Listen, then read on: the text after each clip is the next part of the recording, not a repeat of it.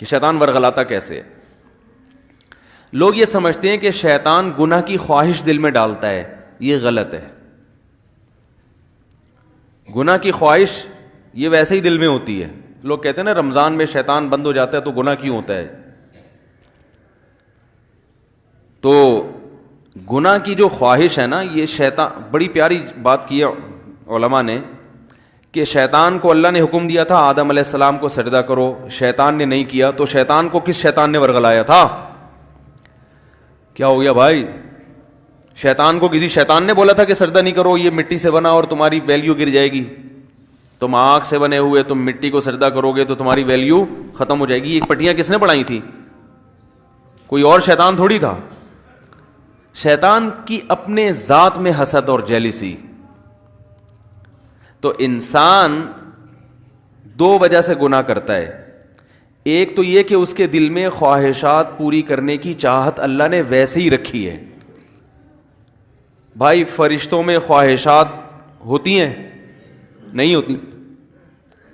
فرشتوں میں نہ روٹی کی خواہش نہ کوئی اور خواہش. تو اللہ نے انسانوں میں رکھی ہوئی ہیں. روٹی بھی چاہیے, صحت بھی چاہیے, گھر بھی چاہیے, گاڑی بھی چاہیے, عزت بھی چاہیے, تو بہت ساری چیزیں چاہیے کر کے وہ ایک طویل فہرست بنائی ہوئی ہے اس نے. سر پہ بال بھی چاہیے, یہ بھی ضروری ہے. آج کل کے ہمیشہ سے چاہیے. لیکن میں ان لوگوں سے کہتا ہوں کہ جو سر کے بال کٹا کے یہ سمجھتے ہیں کہ ہم اللہ کو راضی کر رہے ہیں, کم از کم یہ الزام اللہ پہ مت لگاؤ. ٹھیک ہے نا؟ بال کٹائیں, بعض لوگوں پہ ٹرینڈ اچھی لگتی ہے, لیکن اس کو سنت نہ سمجھیں. تو انسان کی طبیعت ایسی ہے کہ وہ خواہشات کی طرف مائل ہوتا ہے, اس کی فطرت ہے. وہ تو شیطان نہ بھی کہے تو مائل ہوتا ہے. دیکھو جب روزہ رکھتے ہیں تو ہمارا پانی پینے کا دل چاہتا ہے کہ نہیں چاہتا ہے پیاس میں؟ تو یہ شیطان سمجھا رہا کہ پانی پیو؟ بولے نا بھائی, وہ تو میڈیکل سائنس یہی کہتی ہے کہ جب پیاس لگے گی تو پانی پینے کا دل چاہے گا, تبھی تو روزے کا ثواب ملے گا. بھوک لگے گی تو روٹی کھانے کا دل چاہے گا.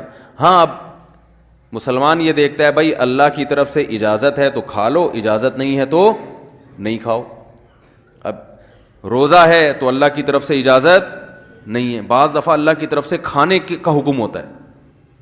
کسی ایسے شخص نے نفلی روزہ آپ نے رکھا ہوا ہے, دعوت کر لی جو آپ کے بڑوں میں سے ہے, قریبی رشتہ داروں میں سے ہے, آپ اس کی دعوت اٹینڈ نہیں کریں گے تو وہ ناراض ہونے کا خطرہ ہے. تو پھر شریعت کا حکم کیا ہے؟ یہاں روزہ توڑ دو, روزہ توڑ کے اس کی دعوت کھا لو. پھر فقہا کا اختلاف ہے, بعض کہتے ہیں کہ بعد میں قضا کرے, بعض کہتے ہیں نہیں کرے. امام حنیفہ کے نزدیک بعد میں قضا کرنا ضروری ہے. تو یہاں کھانا کیا بن گیا؟ حالانکہ اس وقت دل چاہ رہا ہوتا ہے کہ نہیں کھائے, کیونکہ اتنی مشکل سے دوپہر تک کا روزہ آپ نے برداشت کر لیا, صبح کی چائے چھوڑ دی, گٹکا بھی نہیں کھایا, صبح پان بھی نہیں کھایا, اتنی قربانیاں دے کے 12-1 بجے تک آپ پہنچے اور دعوت آ گئی, اور ایسی کی دعوت آئی جو آپ کے چچا لگتے ہیں رشتے میں اور بڑے قریبی ہیں. اب وہ ناراض ہو جائیں گے کہ یار آج ہی روزہ رکھنا تھا, میرے بچے کا ولیمہ ہے, آج ہی روزہ رکھنا تھا. تو بہتر کیا ہے کہ آپ روزہ, حالانکہ یہاں دل چاہ رہا ہوتا کہ نہیں توڑو, کیونکہ فقہ حنفی میں تو بعد میں قضا کرنی پڑے گی نا اس کو, یا تو چلو بالکل ہی غریبی میں معاف ہو رہا ہوتا, کہتے بعد میں کون قضا کرے گا یار, آج رکھ لیا. تو خواہشات, یہ شیطان نہ بھی ہو تو انسان کے دل میں اللہ نے خواہشات کا ایک سمندر رکھا ہے. مسلمان کیا کرتا ہے کہ جب گناہ کی طرف اس کی طبیعت مائل ہوتی ہے, جو ہر ایک کی مائل ہوتی ہے, علماء کی بھی ہوتی ہے, بزرگوں کی بھی ہوتی ہے, عام آدمی کی بھی ہوتی ہے, یہ تو انسان کی نیچر ہے. بھائی بھوک لگی ہوگی تو روزے میں دل, شدید بھوک لگ رہی ہے آپ کو. دیکھو جب رمضان گرمیوں کا روزہ ہو اور دسترخوان پہ بیٹھے ہوئے ہوں, سامنے چاٹ اور پتہ نہیں کیا کیا چیزیں مزے کی رکھی ہوئی ہوتی ہیں, تو مفتی صاحب بھی ٹائم دیکھ رہے ہوتے ہیں نا جلدی, یار کتنا ٹائم رہ گیا, کیا خیال ہے, تو پتہ چلتا ہے بھائی اس کا بھی دل چاہ رہا ہے. تو بزرگ بیٹھے ہوں گے وہ بھی بار بار دیکھ رہے ہوں گے, اذان کی طرف توجہ ہوگی کہ یار کب سائرن بجے گا یا کب اذان ہوگی. تو یہ جو خواہشات اللہ نے ہمارے اندر رکھی ہیں, ان خواہشات کی طرف ہر ایک کی طبیعت مائل ہوتی ہے. لیکن ان خواہشات پہ مسلمان عمل کیوں نہیں کرتا؟ بھائی ناجائز ہے, ضمیر ملامت کرتا ہے، بھائی سزا ملے گی اس پر، دنیا میں بدنام بھی ہو سکتے ہیں اور آخرت میں بھی سزا مل سکتی ہے. یہ چیزیں ہیں جو زنا سے بھی روکتی ہیں، شراب سے بھی روکتی ہیں، ماں باپ کے ساتھ بدتمیزی سے بھی روکتی ہیں، اور بہت ساری چیزوں سے. شیطان کیا کرتا ہے کہ جب آپ بریک لگا رہے ہو نا اس کے انجام کو دیکھ کے، تو شیطان اس کا بھیانک انجام پہ ایک چمک پٹی جو ہے نا یا ایک خوبصورت چادر لگا کے اس بھیانک انجام کو خوبصورت کر کے دکھا دیتا ہے. بات آ رہی ہے سمجھ میں؟ شراب پینے والا جو پہلی دفعہ شراب پیتا ہے تو اسے پتا ہوتا ہے کہ یہ غلط ہے، تبھی وہ کبھی اپنی اولاد کے لیے شراب کو پسند نہیں کرے گا کہ میرے بچے بھی شرابی ہوں، میری بیگم بھی شراب پیتی ہو، میرے ابا بھی پیتے ہوں، میری اماں بھی پی. وہ کہے گا میں ہی پیوں، باقی میرے رشتے داروں میں کوئی نہ پیے. تو پہلی دفعہ جب شیطان اس کو شراب پلواتا ہے، اسے پتا ہوتا ہے کہ یہ انسان کو پتا ہوتا ہے یہ غلط ہے، اس کا انجام برا ہے، سے جگر خراب ہو جاتا ہے اور پھر عادت پڑ جاتی ہے، جو نہیں ملے گی تو دماغ خراب ہوگا اور قتل بھی ہو جاتے ہیں، سب واقعات اس کے سامنے ہوتے ہیں. لیکن وہ یہ کہہ کے پیتا ہے کہ شیطان اسے کہتا ہے اگر تم نے یہ لذت حاصل نہیں کی اور اس کے بغیر ہی دنیا سے چلے گئے تو یہ مزہ تو بولو بھائی رہ گیا.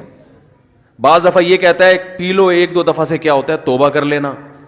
بعض دفعہ یہ کہتا ہے تمہاری ٹینشنیں اتنی ہیں کہ شراب کا جو نقصان ہے وہ نقصان اتنا زیادہ نہیں ہے جتنا یہ ٹینشن تمہیں نقصان دے رہی ہے، تو علاج کے طور پر پی لو، یہ ٹینشن تو ختم ہوگی نا. بھائی لوگوں کو غم ہوتا ہے نا، اسٹریس میں آتے ہیں، کوئی بھاگ گئی، کوئی منگنی ٹوٹ گئی، کہیں جاب لیس ہو گئے، درجنوں قسم کے مسائل دنیا میں لوگوں کے ساتھ چل رہے ہیں. تو اب وہ اسٹریس ہوتی ہے، ٹینشن وہ چائے سے ختم نہیں ہوتی، وہ کافی سے ختم نہیں ہو رہی، تو کہتے ہیں یار تھوڑا سا پی لیتے ہیں، دماغ کیا ہو جائے گا ریلیکس، وہ ٹینشن بھول جائیں گے. تو یہ شیطان یہ کیا کرتا ہے وَزَيَّنَ لَهُمُ الشَّيْطَانُ أَعْمَالَهُمْ. شیطان قرآن کہتا ہے کہ شیطان کسی برائی میں جو بدبو ہے نا اور جو گندگی ہے اس کو ہٹا کے اس کو مزین کر دیتا ہے. زینت کسے کہتے ہیں؟ زینت کہتے ہیں نا کوئی مزین کا مطلب یہ نہیں کہ یہ چیز واقعی اچھی ہے یا نہیں ہے، میک اپ اچھا ہے اس کو زینت کہتے ہیں.